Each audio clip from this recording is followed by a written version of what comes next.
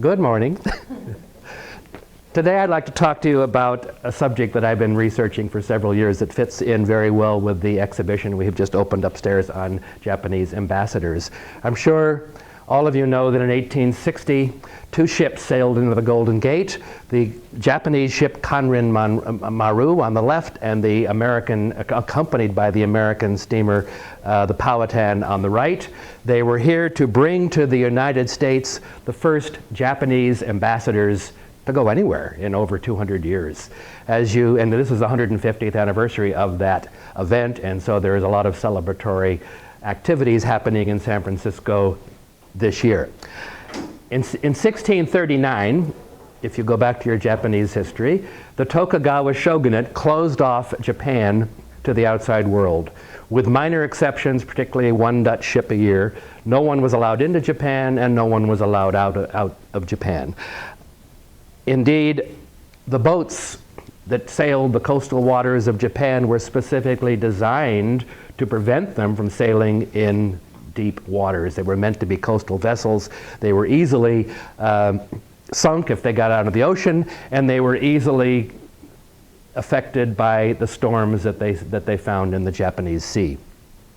Beginning in the 17th century, there's a whole body of literature that documents Japanese sailors on boats such as this that were swept out to sea in storms, de-ruddered, if that's the right word, and sometimes demasted, and floated hopelessly upon the sea until one of several possibilities happened. The first possibility is they drifted until they reached land somewhere. And there are over 60 to 70 documented instances of their reaching land everywhere along the Pacific coast from Alaska in the north to Mexico in the south, and everywhere in between. Some made the Hawaiian Islands, some made the Philippines, and a few even circled back, drifted to China. And these ships had an average of about 10 or 12 sailors on them. So you can see we're talking about several hundred documented cases of Japanese sailors who drifted until they were discovered. That's one scenario. The other scenario, almost as good, is they drifted and weren't discovered, because there was no one there to discover them. So anything before the early 17th century, for example, there'd be no one to document the fact that some Japanese had drifted along and landed on shore. Another scenario, equally happy, and in the case of the story this morning, this is what happened. They're rescued by a passing ship, a Western-style ship going somewhere. And then a third possibility, probably the majority, although we have no way of knowing, is they simply disappeared at sea. They died of hydration, they died of starvation, the ships themselves may have sunk, and so they drowned. But as I say, this was a fairly common occurrence, so common that the Japanese had a word for it, which I've forgotten right now, but there is it, do you know? Hyoryu, something like that, yeah. So it was common enough the language had a word to describe these type of sailors. And now, with apologies to Edward Bulwer-Lytton, we begin our story with "It was a dark and stormy night." In October of 1850, when a group of sailors, with a small boat like this, returning from delivering a cargo of sake to Edo. Edo is now Tokyo. They were going back to their home port, which is down here near Kobe. They were cast out to sea, and one of the sailors on this boat, the youngest one, who ultimately was known as Joseph Heco, his original name was Hikozo. Joseph Heco became a very fascinating person in the United States. It took him 9 years to get back to Japan, but in the meantime he had some interesting adventures, which I'm going to tell you about this morning. Their ship was cast off. This woodblock, by the way, comes from the first book that Joseph Heco wrote when he got back to Japan in 1863. He said that he was bothered so many times by people asking him to recount his events. You see what? That's a shark. That's a shark, yes. He says there were shark-infested waters. He wrote this book in 1863 with these rather strange woodblocks, some of them, to document his adventures, because he simply got tired of every time he met somebody new, they'd want to know what he'd been doing for the past many, many years. So he wrote a book in Japanese, but fortunately has been translated into English. They were, as I say, they were swept out to sea. They drifted for 50 days, somehow managing to survive on what little food they had on board their boat, and captured rainwater. They tried to distill seawater, but it took so much wood that they had on the boat that they used an awful lot of wood to get 2 or 3 ounces of water, of fresh water, so they gave that up, and they just drifted helplessly. Finally, one day, they came across an American merchant ship carrying sugar from Hong Kong to San Francisco. They were invited, here's another picture from Heco's book. They were invited, actually they were given the opportunity to board this ship. They were somewhat afraid. They saw these hairy creatures that they had never seen before. They looked kind of gruff, but considering the alternatives, they decided they'd just better go on this ship. They first thought the Americans were going to be not terribly friendly. They found that not to be the case. The Americans were indeed friendly, but of course they had language difficulties. They continued to have language difficulties. The American ship, which is called the Auckland, had a Chinese cook. And the Chinese cook could read Japanese, but of course he couldn't speak Japanese. But they managed to communicate some way, in some ways, a little bit with the Chinese cook. The food they saw in this ship was not particularly inviting to them. They were Buddhists, and so they were vegetarians primarily. And even though they brought some rice with them, they didn't like the food. But they were amazed by the fact that this huge ship, by their standards, had a crew of, I think, 11 people. Whereas their tiny little boat, by their standards, had required 17 people to make this boat go back and forth. The rudder on the boat required 2 people. The big wheel on the American the ship required only 1 person to steer the ship. And they were amazed by, it was probably their first introduction to technology and how backwards they were, and they were going to have other introductions like that.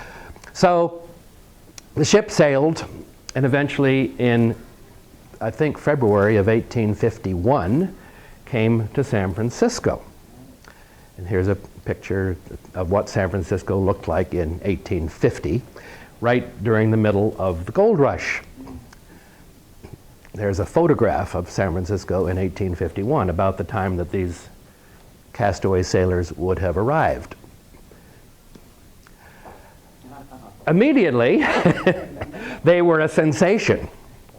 They were a huge sensation, and all the newspapers wrote about these exotic newcomers who had come to San Francisco, and they got caught up in the political events of the day, because this was a time when the Americans were trying very hard to open Japan. And somehow, 1851, remember, Perry goes the first time in 1853, so they're making plans to send an expedition to Japan to force the Japanese to end this closure that they had been doing for over 2 centuries. Secretary of State Daniel Webster, among others, thought that it would be a great idea to somehow use these 17 castaway sailors in San Francisco as an opportunity. Maybe if we take these people back to Japan, the Japanese will be so grateful that they'll welcome us with open arms. So of course nothing could be further from the truth. It was illegal to leave Japan. These castaways, 17 castaways, knew that they were criminals, and if they went back to Japan, they theoretically faced the death penalty. Many of the previous Japanese castaway sailors had tried to return to Japan. A few had, but usually they didn't necessarily face execution, but they faced prison, they faced interrogation, they faced, for many, many months. So, but anyway, Secretary of State Webster thought, well, this would be a great idea to send these people back. In the meantime, what do we do with them? Here we've got these 17 people in Japan, in San Francisco, who don't speak the language. They were, according to the newspapers, and the most prominent newspaper this day was called the Alta California. According to the Alta California, they were the first of their nation to visit the United States. Turns out they weren't the first of their nation. They weren't even the first of their nation to visit San Francisco. That distinction almost undoubtedly belongs to this man whose name was John Mungiro. Mungiro, or John Mung as he's sometimes called. John Mung, 10 years earlier in 1841, had been another castaway. He'd been rescued by an American whaling ship, the captain of which was a man named Fairfield, and they took John Mung, as he was soon to be called, on board with, I don't know, 3 or 4 of his companions, went to Hawaii. They left the companions in Hawaii, but the captain was so impressed with Mungiro that he said, well, why don't you come back with me to New England? And so he did. He signed on this whaling ship. It took him a couple of years to get to New England because they were whaling, but they finally got to New England, and John Mung went to school and learned English and American practices and cultures, but eventually he thought he really wanted to go home to Japan. He didn't quite know how to do that. He needed money, of course, to do that, so he went to first signed on I think a lumber ship to try to make some money as a seaman. He knew he'd never make that much money, so he thought, well, by 1850, you know, there's this gold rush. So, so he came to San Francisco. No one knew he was Japanese, or no one noticed that he was Japanese. They probably thought he was Chinese, especially if he called himself John Mung, which to many Americans would seem Chinese-ish. So there'd be absolutely no reason why there'd be a Japanese in San Francisco. But he stayed in San Francisco for a few days or weeks, made his way up to the gold country, made enough money to get a ship to Hawaii. And in Hawaii, he got another ship. They didn't know quite how they were going to get him back to Japan, but he picked up his compatriots. He had left there 3 or 4 years earlier. And this ship took them to the coast of Japan and, in effect, put them in a rowboat and let them row ashore, where they were promptly arrested and interrogated for many, many months before they were finally allowed to go home. But John Mung is undoubtedly the first Japanese to be in what we now know as San Francisco, and he is a member of the 1860 ambassadors group. He goes to San Francisco again, returns to San Francisco as a translator with the Conrin Maru. So there's a little tie-in here, and there's a picture of him upstairs in the exhibition. But meanwhile, back in San Francisco with our 17 castaway sailors, here's what San Francisco looked like. You see a lot of basically abandoned ships in the harbor. People would come sail around the Horn, come to San Francisco, and all the crew would jump ship and go to the gold country. So the harbor was just jammed with abandoned ships, most of which slowly rotted. That is, no, I suspect that's Treasure Island. Or not Treasure Island, the other one. Yerba Buena, yeah, I suspect. And this part in here is Yerba Buena Cove, which is now filled in. Yes. And some of the boats are still there. Some of the boats are still there. Yeah, they dug one up 2 or 3 years ago. Right. Okay, where are we now? Oh, this is what Joseph Heco later tried to pawn off as San Francisco. This is Heco dressed in Japanese clothes, and the caption on this, correct me if I'm wrong, it says, "I meet a woman," or something like that, or "I'm meeting a woman." At a yes, which he later realized was really a prostitute. But here's all these women, and these are the nice modern city of San Francisco. He was impressed by the carriages pulled by horses. He said in Tokyo in those days, or in Edo, they didn't have horses pulling their carriages. They had at best oxen or cows. So he was very impressed that the Americans had horse-drawn carriages. And the streets, I have a quote here. He says the streets somewhere.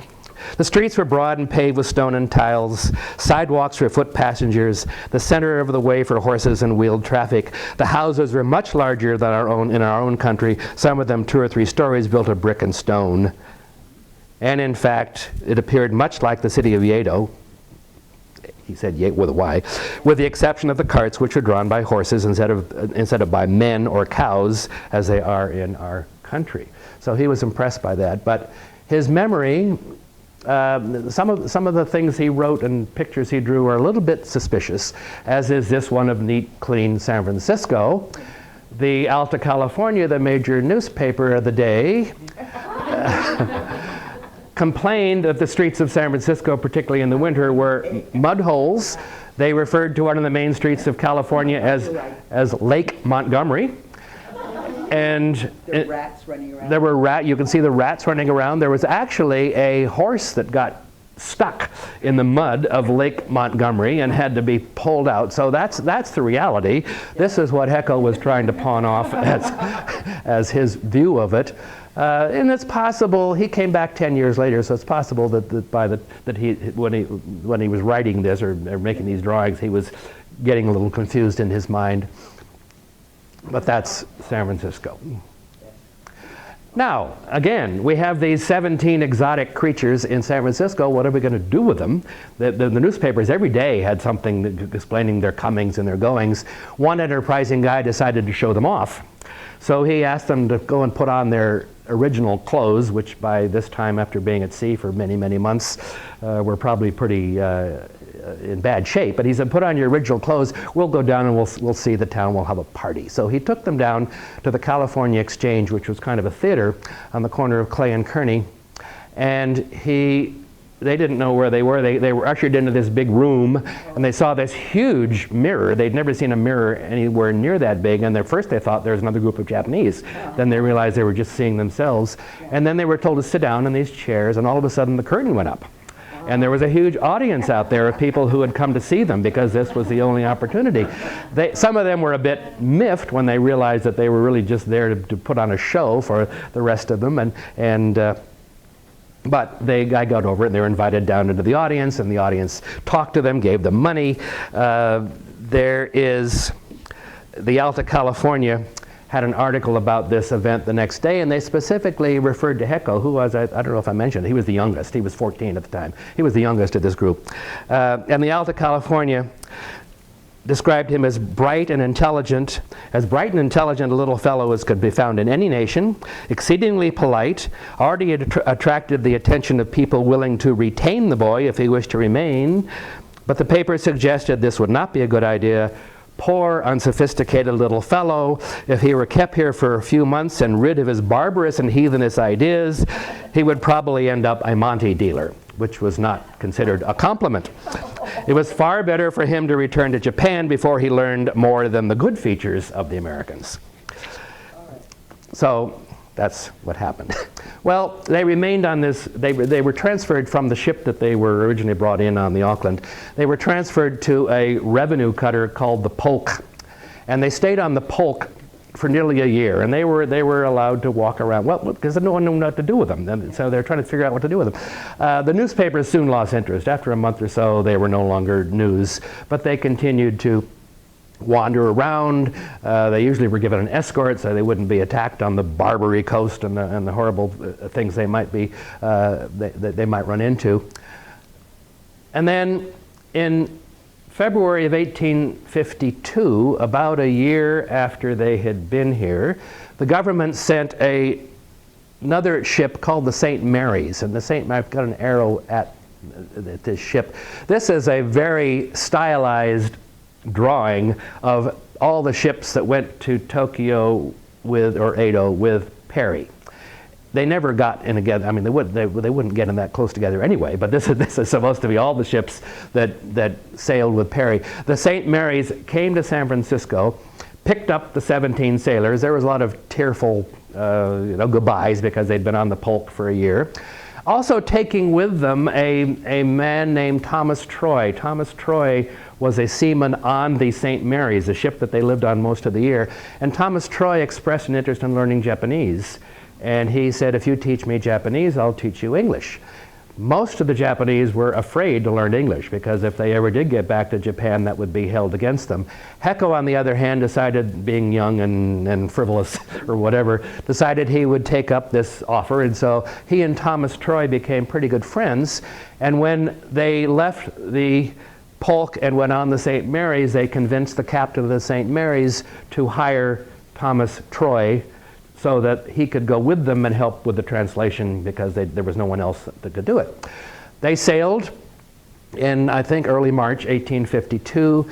They first stopped in Hilo, Hawaii, where the captain of their original boat, whose name was Mingo, I believe, died. He'd been old and sick for quite a while, so there were only 16 left. But the 16 left for Hong Kong and Macau, where the idea was they were going to wait for the rest of Perry's ships and then go back to Edo with Perry in 1853. They got to Hong Kong, I believe, and were transferred to yet another ship, the captain of which treated them very poorly. He was very well. He was racist. I mean, he was making awful comments about them. For the most part, he refused to let them come up on deck. They had to stay down below in the ship in the Hong Kong heat, which was not a very pleasant experience. Occasionally, they were allowed out. At one time, some of them, not Heco, but some of them, tried to make it to Shanghai.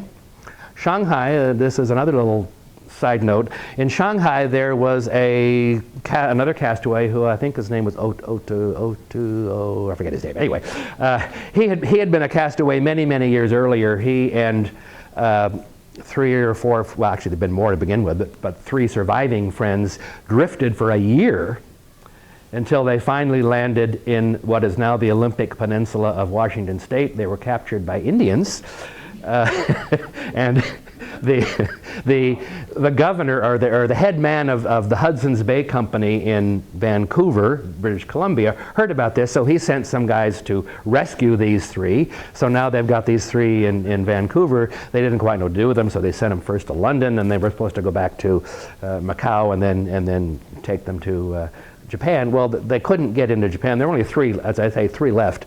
There had originally been a dozen or so.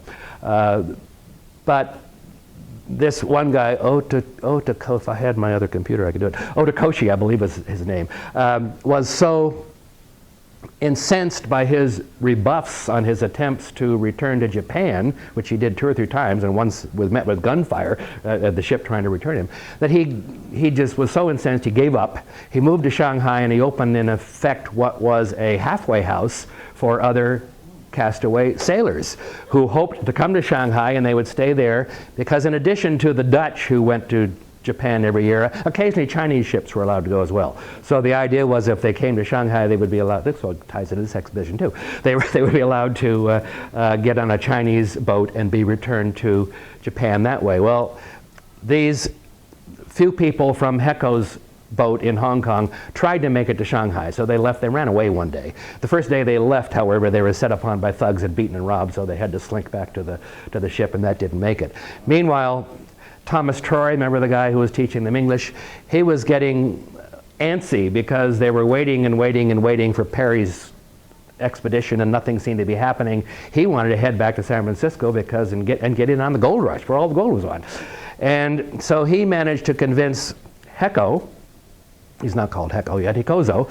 He managed to convince Hecozo to come back to San Francisco with him. Hecozo said he would as long as he could take 2 of his friends. So the 4 of them, paid for by Troy, booked passage to San Francisco, came back to San Francisco. They all got jobs. The Japanese got jobs at first on ships because they'd been on board ships for a while. Heco himself ultimately got a job in a boarding house in Vallejo and was working there, being perfectly happy. And then one day he and his friend Toro were out, walking around Vallejo, and up comes a captain that they knew from another ship, bringing with them a guy dressed in Japanese clothes. And Heco and his friend immediately thought, oh my God, he's a Japanese official who's come to arrest us. They started speaking Japanese to him. He was another castaway who had been rescued and brought to San Francisco. They'd come to see Heco because they needed some way to talk to him. So when Heco and his friend Toro began talking to him in Japanese, this guy was in tears. Finally, he found someone he could talk to after being away for many months. And so then the question is, what are we going to do with this newcomer?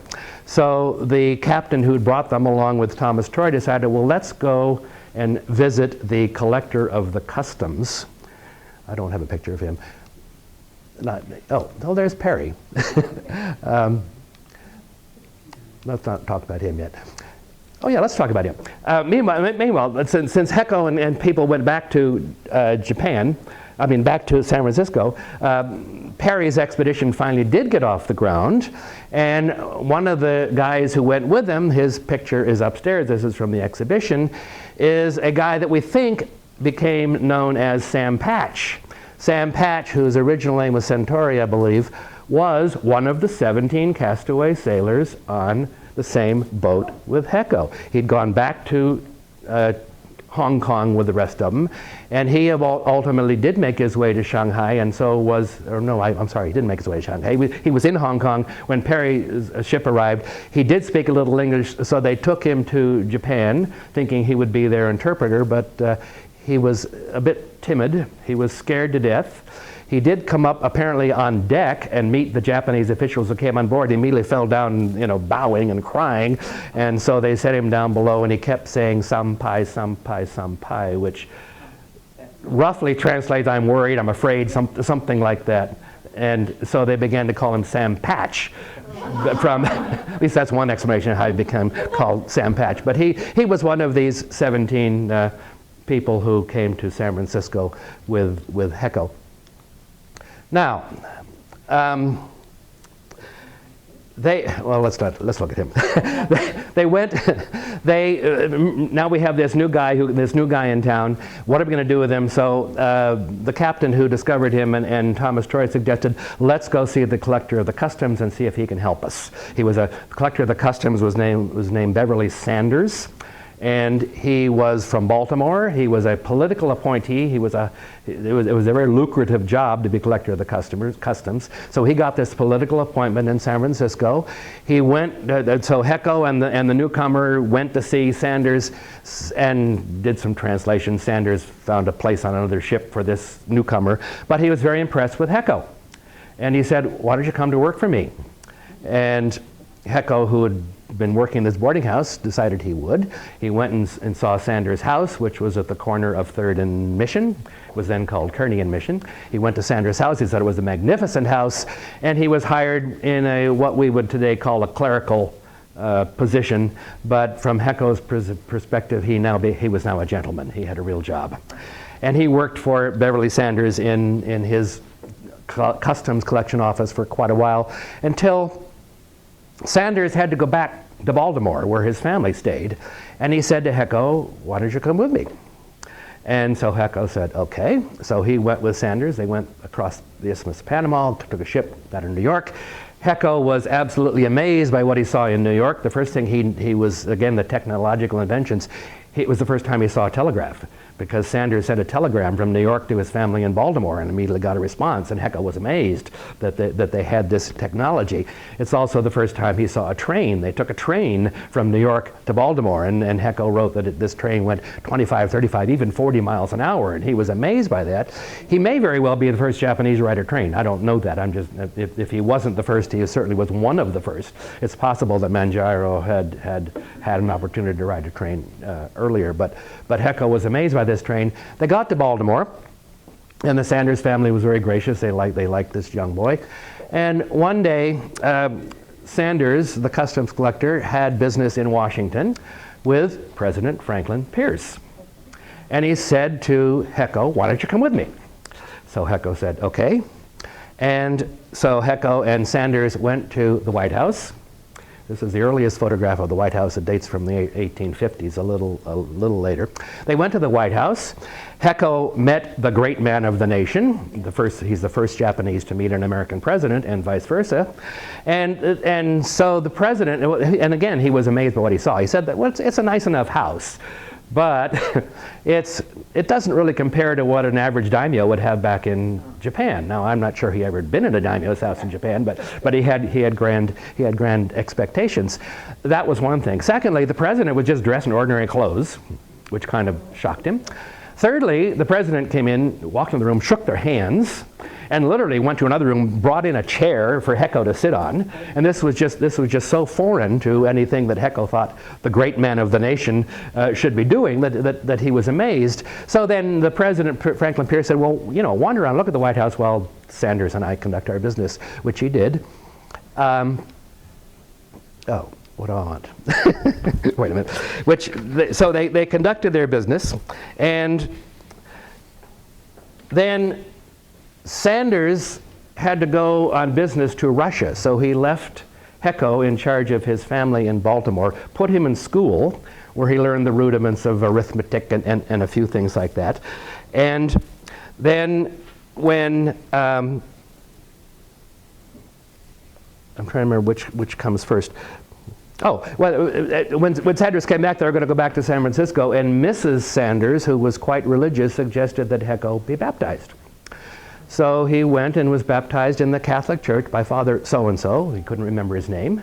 And the Father so-and-so said, well, you must have a Christian name in order to be baptized, so he chose Joseph, and hence he becomes Joseph Heco. Heco, by the way, his name was originally Hecozo, and we think they've just sort of anglicized it to Heco rather than Hecozo, as often happens in these situations. So now he's a Roman Catholic and goes back to San Francisco with Sanders, who now gets him a job at a major import-export firm called McCondry and Company. You may know McCondry Lane up on Russian Hill, which becomes the prototype of Tales of the City, right, with whatever that lane is called in Tales of the City. Anyway, McCondry Lane is named after McCondry and Company. Heco works there, and he makes contacts there that are going to help him for the rest of his life. Now, back in San Francisco, he now caught the attention of Senator John Glynn, who had first met Heco through Beverly Sanders. And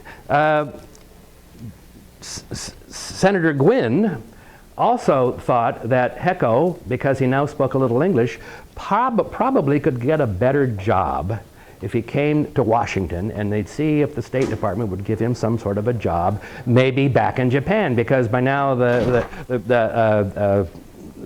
Perry expedition had been to Japan. They were pretty sure that Japan was going to be opened. Wouldn't it be nice if Heco, one of the few people in America who spoke English, one of the few people anyway who spoke both Japanese and English, could get a job? So Heco went back to Washington, D.C., this time with Senator Gwynn, and he stayed with Gwynn for a number of years. He met the next of his presidents, James Buchanan, through Gwynn. And then finally in 1858, Heco returned to San Francisco, back to his job at McCondry and Company. So now we have two presidents he's met. And he got a letter from a man named John Brooke. You remember that one? He got a letter from a man named John Brooke inviting him to go with him on an exploratory expedition to China and Japan on a ship that was called what's the name of the ship? The Fenimore Cooper, yes. So Heco made his way back to San Francisco, found John Brooke at the Marine on the Naval Yard, got on the Fenimore Cooper, got as far as Hawaii, and he decided he didn't like this. The Fenimore Cooper was a relatively small ship. Heco always had trouble with seasickness, and so he was seasick most of the time.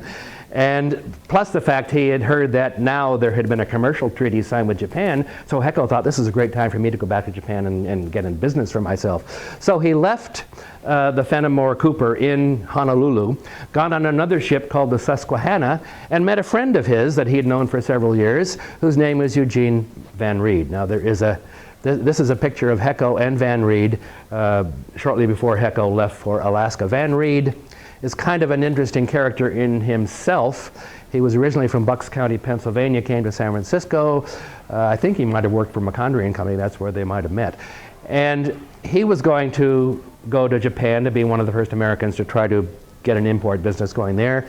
He later became notorious because he was the first minister from the Kingdom of Hawaii to Japan, and he's the one who introduced getting Japanese laborers to go to Hawaii. So there's a sort of mixed picture there. But anyway, Van Reed did go to Edo. This is not the print. There's a woodblock print in the exhibition upstairs. This is actually a painting that the museum owns. I put it up here because in the article I wrote, they've got it misattributed to the Library of Congress, and Forrest was upset about that. But this is a painting on silk of Van Reed I guess it kind of looks like him. I think it was Melissa said they had the paparazzi going around painting everybody, every American they could find in sight, and this is what they did to Van Reed. The woodblock print, which is upstairs, is kind of a reverse of this, but it's the same idea, and one might have been based on the other. So they went to Tokyo. No, they went to Kanagawa, which is Yokohama, and both of them ultimately got jobs in an American consulate in Kanagawa. Heco was a translator, Van Reed in some sort of clerical position that I don't really remember at the time. And they were, it was a very turbulent period in Japan. A lot of people were upset by the fact that now there are all these foreigners coming in. Other people were upset that the shogunate was on its last legs. There was a lot of violence, and the violence was directed towards foreigners particularly. One of Heco's, another guy of the 17 original ones on the original boat, was murdered because he had been going around being a little bit too ostentatious, and the fact that he'd been to America, and he was, the secretary of the British minister was assassinated as well. Heco himself was warned that he'd better get out of town because he was very suspicious. He did mention that he was an American citizen. I forgot to mention that because when he was still in Washington, Senator Gwynne suggested that Heco become an American citizen. He don't anticipate. And Heco said, okay, I will become an American citizen. And Senator Gwynne managed to find a judge who conferred upon Heco American citizenship. He is the very first Japanese-American citizen. There wouldn't be another one for a very, very long time because according to the Immigration and Naturalization Act of 1790, which was still in effect, naturalized citizenship was only open to white persons. And if you think about it for a minute, in 1790, under the thinking of the day, there were really only two races. You're either black or you're white. Well, this judge probably thought, well, Heco wasn't really black, so therefore he must be white, and he naturalized him. But later on, other people began to question whether Heco had really been validly naturalized, and the law was tightened up to exclude not just blacks, but other races who were not white. But Heco, as I say, does become the first American citizen. That helps him get a job when he goes back to Japan. He announces that he's an American citizen. Some people think it's good, some people think it's bad. He doesn't generally tell people he's also a Roman Catholic because the combination of the two would really be bad. But in any case, Heco decides that for his own health, maybe better get out of town for a while, and he also has hopes once again of getting a better job. So he comes back in 1861 to San Francisco, picks up meets again his contacts at McCondry and Company. They give him letters of introduction to the Secretary of the Navy, Gideon Welles. He goes to Washington hoping to find a much better job than simply translator in some capacity for the United States government. He doesn't find one, but he, in the process of his job search in Washington, he says he meets President Abraham Lincoln. So that's the third president he meets. The first two are documented. The second one, we only have his word for it. So some people have questioned whether this is another one of his exaggerations. But because he doesn't mention it in his first little book, but he does mention it in his second book, but I can go into that if you want, is why I think he probably did meet Abraham Lincoln. He doesn't get a job. He goes back to Japan. He founds what is really one of the first newspapers in Japan. He'd seen newspapers in San Francisco because they'd always been, he was in the headlines, and he thought, well, this is kind of neat, the way they communicated. And so he helped found one of the first newspapers, if not the first. Van Reed later published one of the first, if not the first, phrase books, English-Japanese phrase books for tourists. And he said he did it with the help of a Japanese friend who may very well have been Heco. We don't know that for sure, but that's just speculation. He, in his latter days in Japan, he becomes an import-export merchant, maintains his connection with San Francisco, particularly with McCondry and Company. He sends things to McCondry and Company. They send things back to him, and he's moderately successful. He McCondry wrote him and said, "Thank you for sending me all this stuff. The Japanese fishing rods do not sell very well in San Francisco," among other things, but some of the things they said did. And that, in effect, is Joseph Heco in his older age. He died at the age of 60. He managed to survive most of the turmoil of the late 19th century in Japan, and it all started with a little boat that got lost at sea.